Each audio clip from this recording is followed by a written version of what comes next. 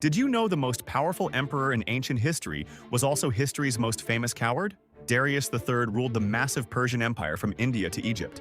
He commanded over 250,000 soldiers and had endless gold. But when Alexander the Great invaded, Darius did something unthinkable.